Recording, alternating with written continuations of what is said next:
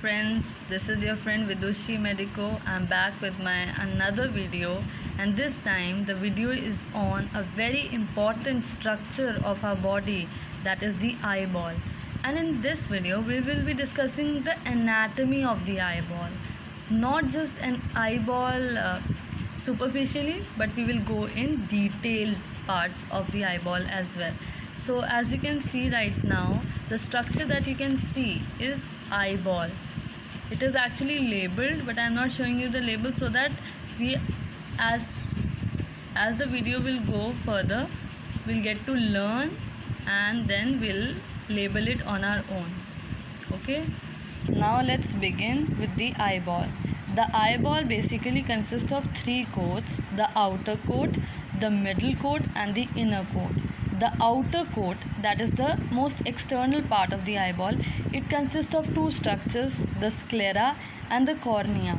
Cornea forms the anterior part of the eyeball, whereas sclera forms the part that is not formed by the cornea, externally of the eyeball.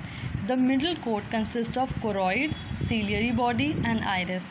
As we all know, that ciliary body is the one that is going to that is present where ciliary muscle and suspensory ligament is present. Iris is present near to cornea, and choroid forms the bluish part of the eyeball, and it is because it is highly vascular. The innermost coat, that is the inner coat, is also known as retina. It is formed by the aqueous humor, lens, vitreous body. So the inner coat is basically the retina where the rods and cones are present. Now let's begin. The sclera, that is the outermost part of the eyeball, it provides the shape to the eyeball. It is covered by Tenon's capsule. Sclera is continuous throughout the eyeball, but it is not continuous where the optic nerve is present. So because of its sieve-like appearance, this region is called lamina cribrosa. Now you all must have been thinking that why am I showing this diagram? This is not related to sclera or anything, but actually it is related.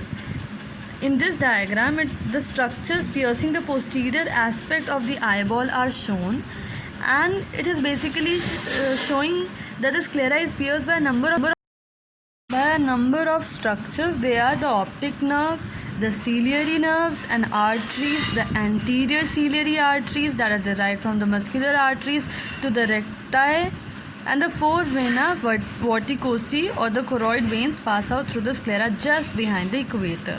The next is the cornea. Now the cornea is a transparent, it replaces the sclera over the anterior 1/6 of the eyeball, and histologically,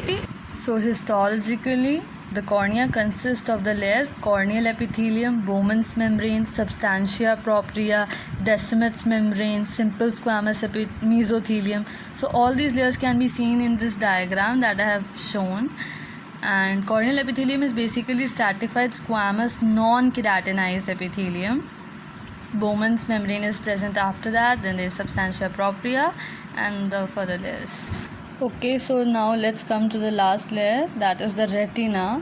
Retina is composed of 10 layers. Okay, so we have to remember this. The 10 layers: the outer pigmented layer, the layer of rods and cones, external limiting membrane, outer nuclear layer, outer plexiform layer, and then the reverse of all those layers which I have talked about: inner nuclear layer, inner plexiform layer, ganglionic cell layer, nerve fiber layer, the internal limiting membrane. So these were the layers of retina. Okay, so this was all about eyeball. I hope the topic eyeball is clear to you all. I have discussed only the important parts of the eyeball, and hence I have covered all the important topics of eyeball in this. I hope that's clear to all of you. Thank you so much for watching the video till the end. Please subscribe my video, Step Up with Vidushi Medico. Thank you so much.